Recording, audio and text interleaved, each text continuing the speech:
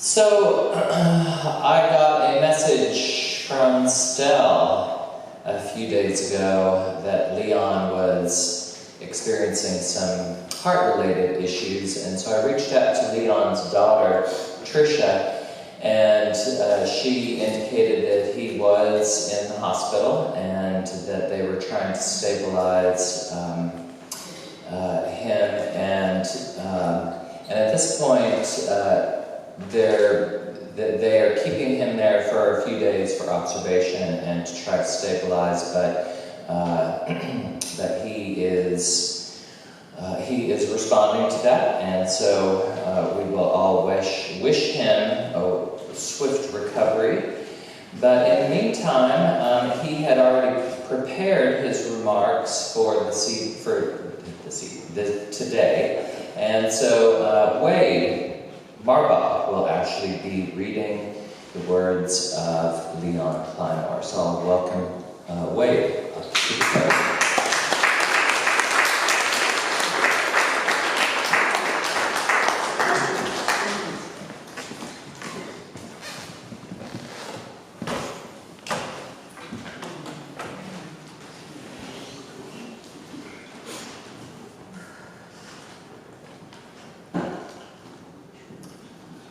Well, it is indeed an honor to present this speech that was written by Leon Clymore, and I will do my best to imitate a retired former Baptist pastor. All right.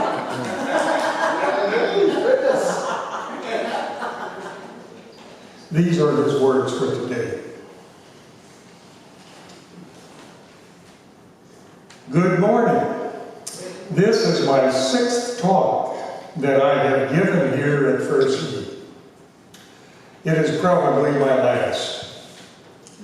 I am 90 years old, and at this time I totally retired. I am slowing down in every sense of the word, physically and mentally.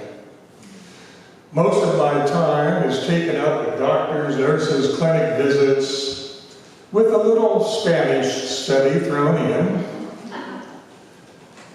My theme today is Love is God. In the New Testament, 1 John 4:16, the author John says, God is love.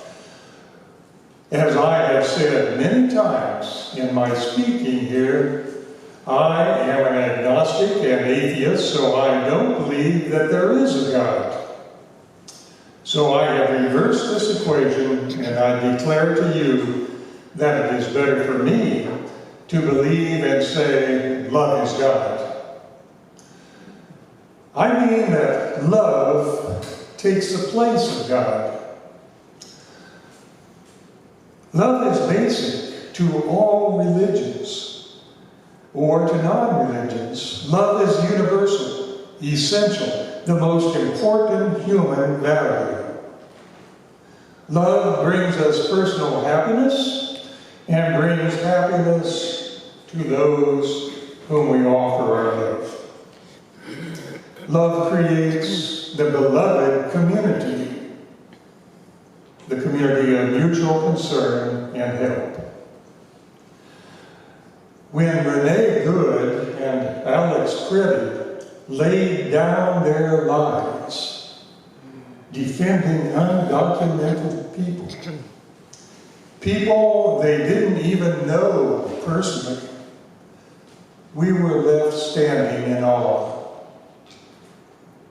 When we are treated with compassion by people who owe us nothing and have nothing to gain in return, we are standing in awe that such love could and does exist. I believe evolution reached its peak with the development of love in human beings. Love is unconditional, intentional, focused, non-judgmental attention to others put into action. It is care and concern shown in our actions. Religions tell us that God loves us. It is believed by millions of people in all religions, but it can't be proved. When my wife is kind and thoughtful and forgiving to me, I know she loves me. There is evidence, proof. Jesus told the parable of the Good Samaritan to give us an example of love. Let me read it to you. Most of you are quite familiar with it. It's from Luke chapter 10, verses 25 to 37. On one occasion, an expert in law stood up to test Jesus. "Teacher," he asked, "what must I do to inherit eternal life?" "What is written in the law?" Jesus replied. "How do you read it?" He answered, "Love the Lord your God with all your heart and with all your soul and with all your strength and with all your mind, and love your neighbor as yourself." "You have answered correctly," Jesus replied. "Do this and you will live."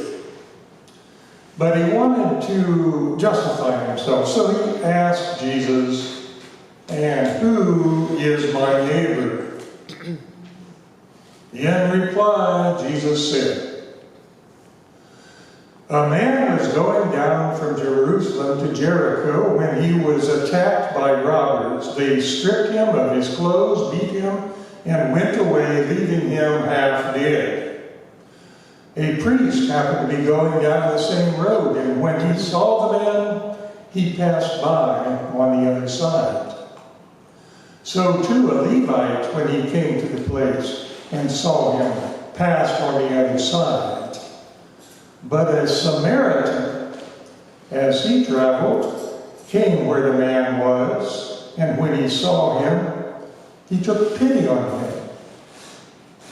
He went to him and bandaged his wounds, pouring on oil and wine, and then he took the man on his own donkey, brought him to an inn, and took care of him.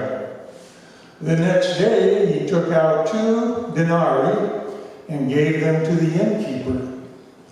'Look after him,' he said, 'and when I return, I will reimburse you for any extra expense you may have.' Which of these do you think was a neighbor to the man who fell into the hands of robbers?"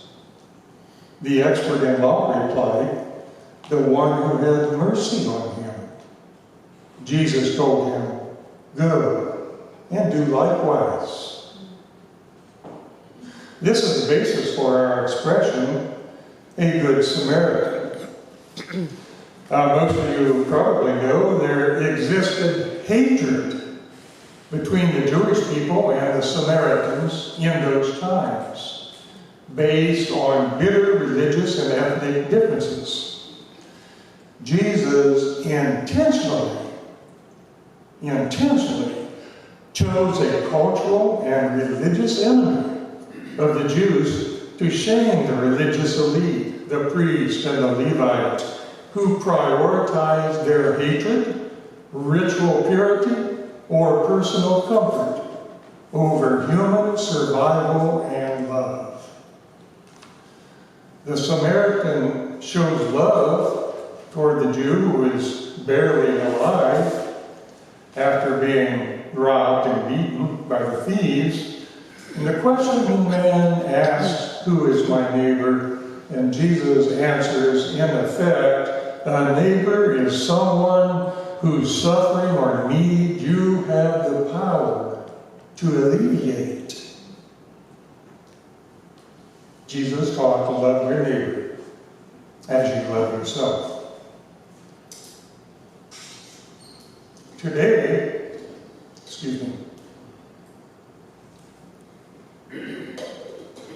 Today, we are faced with a growing diversion from Christianity called Christian nationalism.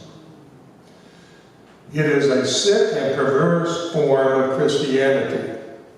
The followers of Christian nationalism tend to dislike, even hate, immigrants. They want them detained, deported, even to countries where they have never been. They are willing to separate little children from their parents. They are okay with ICE and Border Patrol shooting the adults for almost any old reason. People who have lived here for decades, having jobs or businesses, their children born here, people who have no criminal record. Christian nationalists do not want all people to have medical care at a reasonable cost. They would like to kill our social security system and Medicare. Where is their love of their neighbor?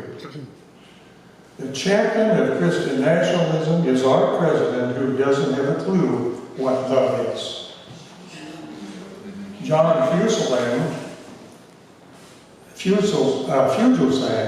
a humorist and author, has said, quote, "Millions of nice people who were raised Christian were taught about peace and love and empathy and forgiveness, which has now somehow morphed into a mean white supremacist group that uses Jesus as a prop while legislating against his actual teachings. Their only agenda is conservative religious power. Remember, mixing extreme conservative religion with authoritarian power is exactly what killed Jesus. Historically, American Christians of major political parties have used Christianity to justify the slaughter of indigenous people, the enslavement of African people, the labor exploitation of Asian people, turning a blind eye to the suffering of European Jewish people, and of course, pushing perpetual second-class citizenship on female people. Authoritarian Christianity is getting louder, angrier, dumber, and meaner. End quote. And yet, if we come upon a Christian nationalist who has been robbed and beaten, we should choose love. What is love like?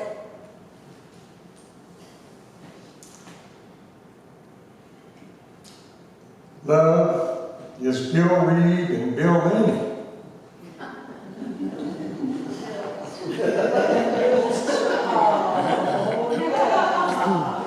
Leon, volunteering hours each week, checking on our building and property, watering, putting out the trash cans, keeping our finances in order, and so forth. Yeah.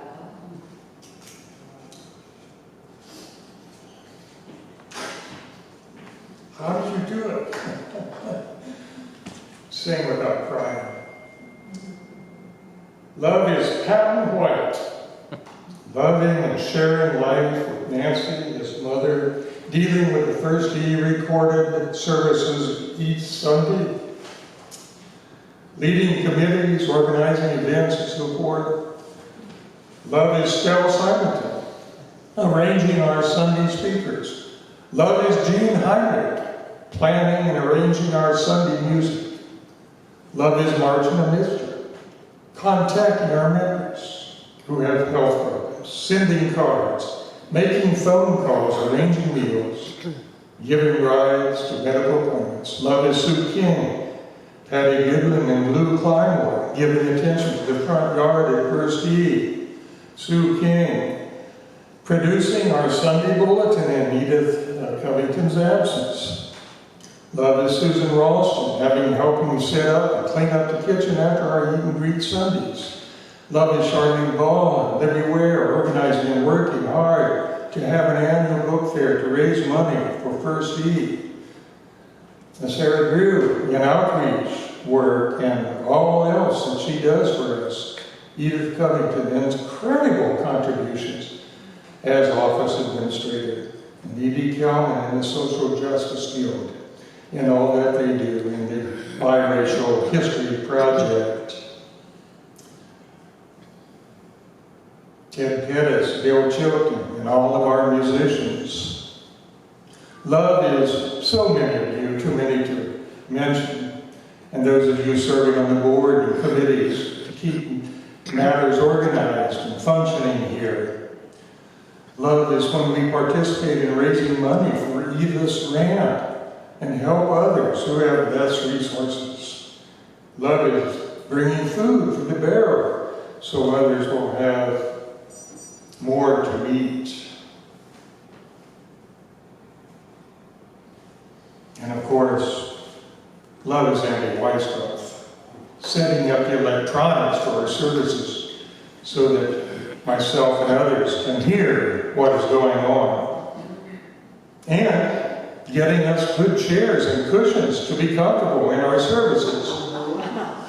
And you all may remember the Andy Weisskopf Backside Preservation Foundation, in which we got these cushions that we're going to see. Love is the ultimate reality, the most important thing in the universe, the most worthy goal of our whole hearts.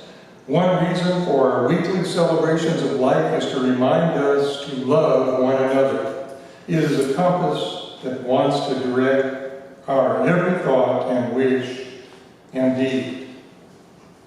Love is God. Paul Higginson recently wrote in Progressive Christianity, if God is love, and the two words are interchangeable, then anyone, even my atheist friend, can believe in love and act accordingly. Doesn't matter if he substitutes the word love for God. Surely he will be known by his actions, not his intellectual thought processes.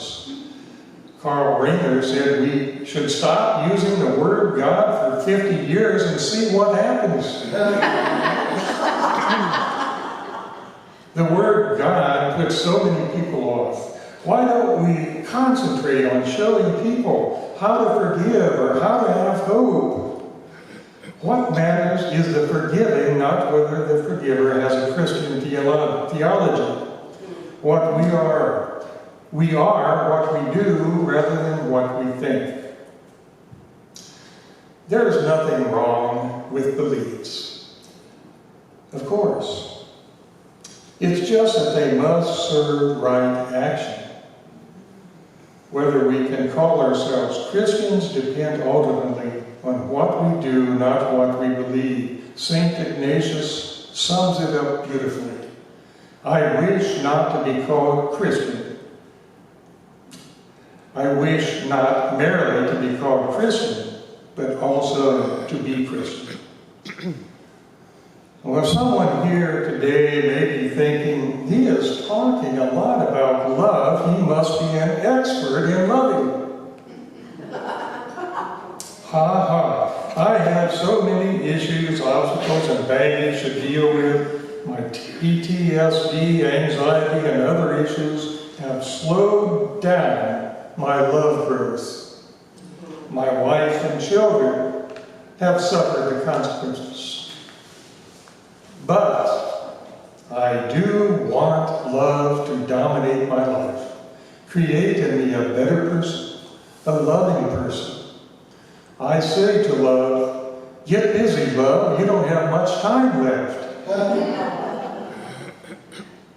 I have a prayer in the front of my Bible. May we choose love.